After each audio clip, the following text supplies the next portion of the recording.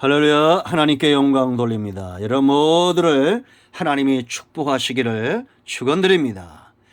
자, 기도합니다. 이제 9장으로 갑니다. 하나님, 오늘 이 말씀 로마서 9장의 말씀들에 우리가 귀를 기울이기 원합니다.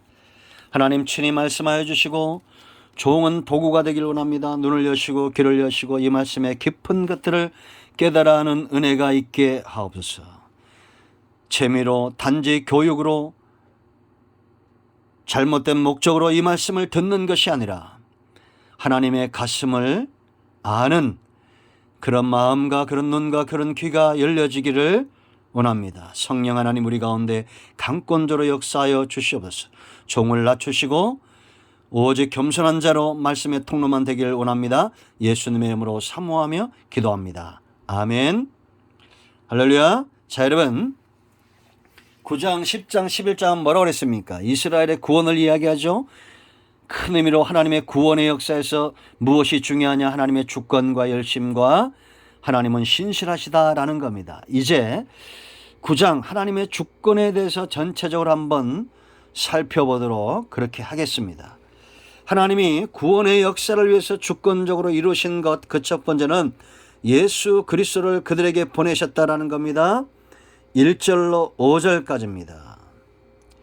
그리스도가 그들에게 5절 조상들도 그들의 것이요 육신으로 하면 그리스도가 그들에게 나셨으니 그는 만물 위에 계셔서 세세 찬양을 받으실 하나님이시니라. 왜 구원이 완성되어질 수밖에 없느냐?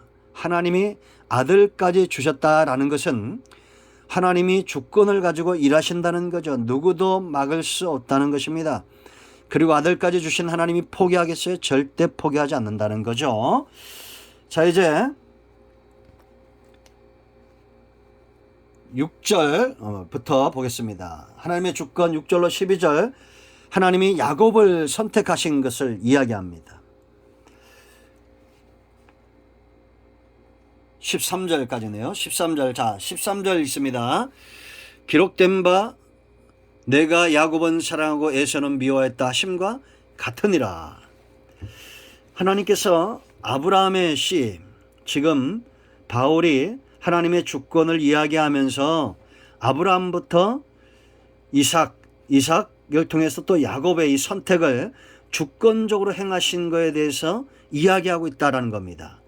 자, 그러면 하나님이 이렇게 구원의 역사에서 아브라함을 선택하시고 이삭을 선택하시고 이삭에서 난 야곱을 선택하시는 이 모든 주권적인 일에 대해서 우리가 저와 여러분이 판단할 때 하나님이 불의하실까요? 여러분들 하나님이 불의하시다고 생각합니까? 아니죠. 당연히 하나님은 절대 불의하지 않겠죠. 그런데 여러분들을 보세요. 어떤 집안은 3대 4대 믿습니다. 나는 오늘 이제 예수를 처음 믿었습니다. 이 모든 과정, 내가 예수 믿고 지금까지 온 이 모든 하나님의 일하심이 불의할까요? 우리는 불의하지 않다고 말해야 됩니다. 왜냐? 하나님이 더 우리보다 지혜롭고 인간이 아무리 능력이 있어도 하나님의 지혜에 미치지 못하고 사람의 능력도 마찬가지입니다. 그런데 로마 교회에 그렇게 말할 수 있는 사람도 있다는 거예요. 그래서 14절에 그런즉 우리가 무슨 말을 하리요? 하나님께 불의가 있느냐? 그럴 수 없다라고 말합니다. 그러면서 이제 14절부터 18절까지는 하나님이 모세를 통해서 행하셨던 이 주권의 역사에 대해서 이야기합니다. 하나님이 모세에게 이르시되 15절입니다. 핵심 구절. 내가 긍휼히 여길 자를 긍휼히 여기고 불쌍히 여길 자를 불쌍히 여기리라 하셨으니. 이제 16절 17절에서 이런 하나님이 긍휼히 여긴 사건, 그런가 하면 하나님이 또한 바로를 통해서 일하신 사건들, 이러한 것들이 전부 하나님의 주권이다라는 겁니다.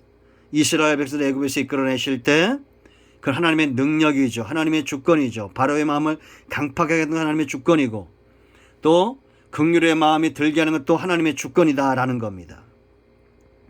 그럼 이제 이런 말들이 나오면 그럼 하나님이 다 그렇게 알아서 하신다면 바로의 마음을 강팍하게 하고 때로는 또 긍휼이고 그렇다면 우리가 오늘 때로 강팍해 줄 수 있잖아요. 그럴 때 허물하면 안 된다라는 겁니다. 왜냐? 다 그 하나님의 계획 아니냐라는 겁니다. 그렇게 반문하는 사람들, 쉬운 말로 말하면 말장난하는 사람들이 있을 수 있다라는 거죠.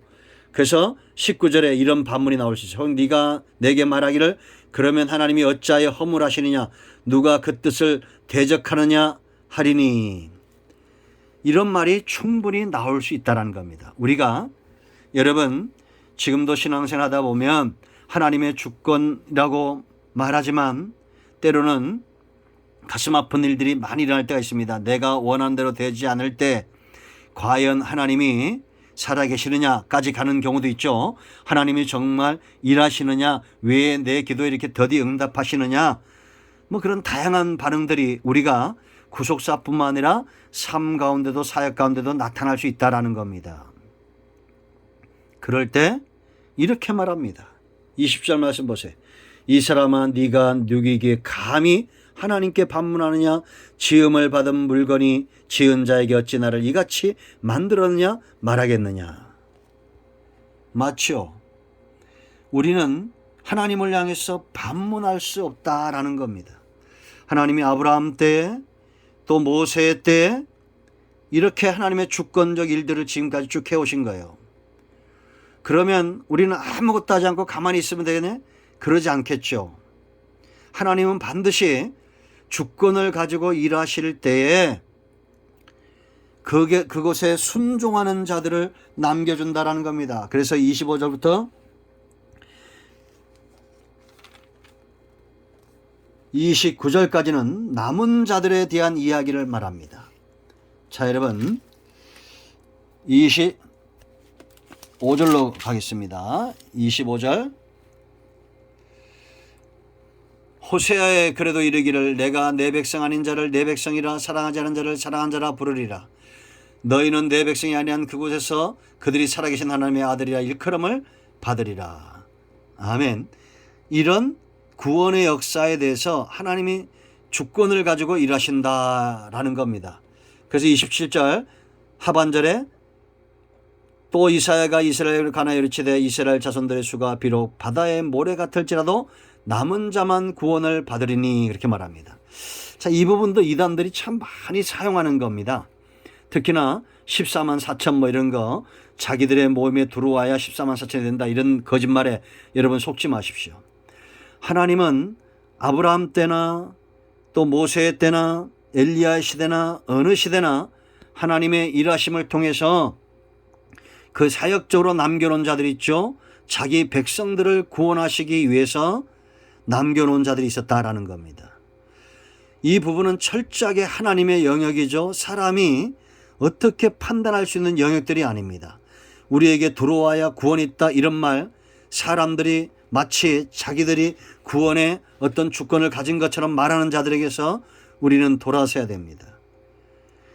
자, 마지막으로 이제 30절부터 33절까지 하나님의 이런 주권적 역사가 나타날 때 우리가 할 수 있는 것은 뭐냐? 믿음으로 수용하는 겁니다.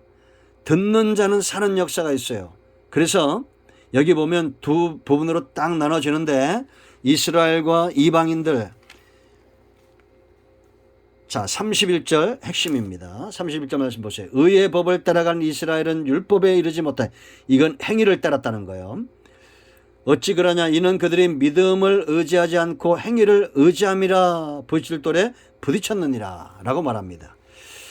구원의 반석은 오직 예수님입니다. 예수님이 이 땅에 오셔서 구원의 모든 율법의 요구를 이루셨기 때문에 우리는 믿음으로 순종할 때 우리의 죄 문제가 다 해결되고 구원이 완성되는 겁니다.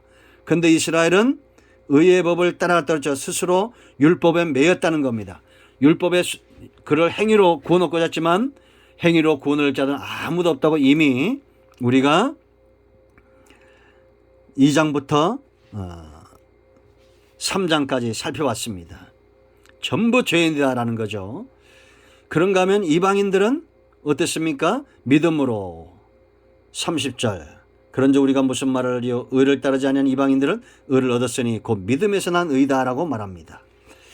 그러니까 여러분 이제 9장을 전체적으로 정리하면 하나님이 주권을 가지고 그리스도를 보내고 주권을 가지고 아브라함부터 야곱까지 이스라엘을 선택하시고 하나님이 모세를 통해서 이스라엘을 이끌어낼 때에도 하나님의 주권적 역사가 있었다라는 겁니다.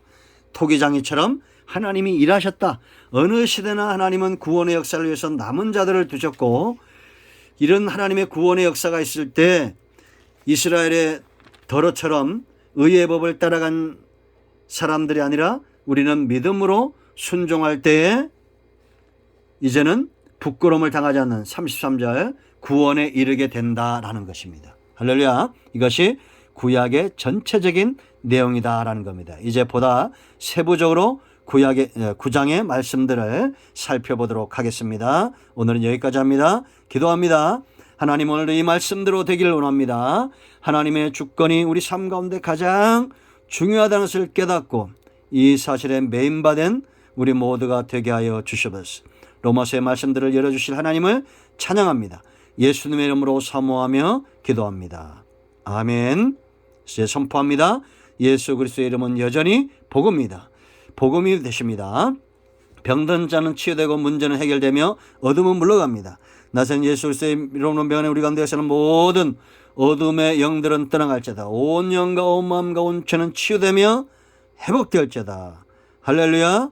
예수님의 이름으로 사모하며 축복하며 취하며 기도합니다. 아멘. 여러분 간증을 꼭 나누시기 바랍니다. 배가 됩니다.